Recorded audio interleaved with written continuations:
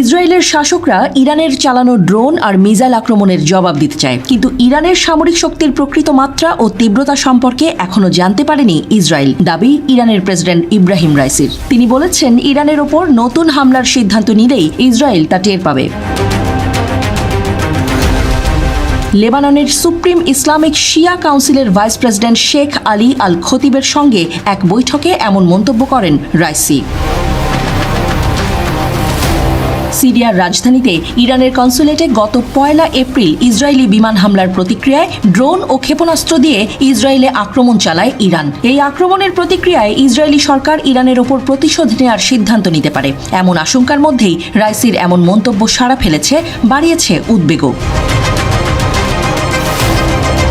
রাইসির বিবৃতির আগেই ইরানের সামরিক প্রধান মেজর জেনারেল মোহাম্মদ বাঘেরি একই রকম সতর্কতা জারি করেছেন। তিনি রাষ্ট্রীয় টিভিকে বলেছেন যে ইসরায়েল যদি ইরানের বিরুদ্ধে প্রতিশোধ নেয় তাহলে দেশটির অনেক বড় প্রতিক্রিয়া অপেক্ষা করছে। বাঘেরি বলেছিলেন যে ইসরায়েলের ওপর ইরানের আক্রমণ দেশটির সমস্ত লক্ষ্য অর্জন করেছে এবং তার দৃষ্টিতে অভিযানটি শেষ হয়েছে। অভিযান চালিয়ে যাওয়ার ইচ্ছা ইরানের নেই বলে জানান বাঘেরি। এর আগে গত 14 এপ্রিল তিনি মার্কিন যুক্তরাষ্ট্রকে সতর্ক করে বলেছিলেন যে ইসরায়েলি প্রতিশোধে যে কোনো সমর্থন দিলে ইরান মার্কিন সামরিক ঘাঁটিগুলোকে টার্গেটে পরিণত করবে। ইসরায়েলে চালানো গত 14 এপ্রিলের অভিযানের পর ইরানি কর্তৃপক্ষ বলেছে যে সিরিয়ার রাজধানী দামেস্কে তেল আবিব সরকার যা করেছে তার জন্য ওই আক্রমণ ছিল কেবল সীমিত শাস্তি। ইরান হুঁশিয়ারি উচ্চারণ করে জানিয়েছে যে চলমান পরিস্থিতির যে কোনো রকম বৃদ্ধি ইরানের পক্ষ থেকে আরও শক্তিশালী এবং ভারী প্রতিক্রিয়ার মুখোমুখি করবে বিপক্ষকে।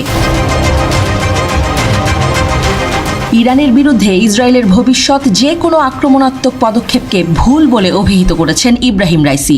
তেমন কোনো ভুলের ক্ষেত্রে জায়নবাদী এবং তাদের পৃষ্ঠপোষকরা ইরানের বাস্তব এবং ব্যাপক প্রতিক্রিয়ার অর্থ জানতে পারবে বলেছেন রাইসি। তেহরানের সেই বৈঠকে প্রতিরোধ অভিযানের সমর্থনে লেবাননের সুপ্রিম ইসলামিক শিয়া কাউন্সিলের গৃহীত অবস্থানেরও প্রশংসা করেন ইরানের প্রেসিডেন্ট।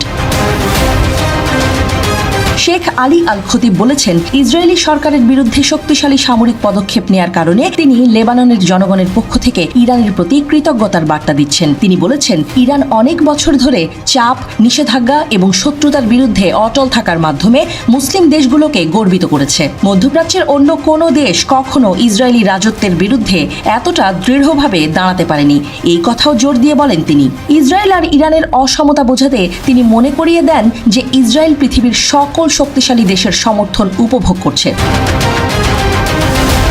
মার্কিন প্রেসিডেন্ট জো বাইডেন নিজে ইসরায়েলি প্রধানমন্ত্রী বেনিয়ামিন নেতানিয়াহুকে জানিয়ে দিয়েছেন যে ইরানের আক্রমণের পাল্টা জবাব দিতে কোনো সামরিক পদক্ষেপ নিলে ইসরায়েলের পাশে মার্কিন যুক্তরাষ্ট্র থাকবে না। সামনেই মার্কিন প্রেসিডেন্ট নির্বাচন। এই অবস্থায় মধ্যপ্রাচ্যে অশান্তি বাড়তে দিলে তা যুক্তরাষ্ট্রের জন্য ভালো কিছু বয়ে আনবে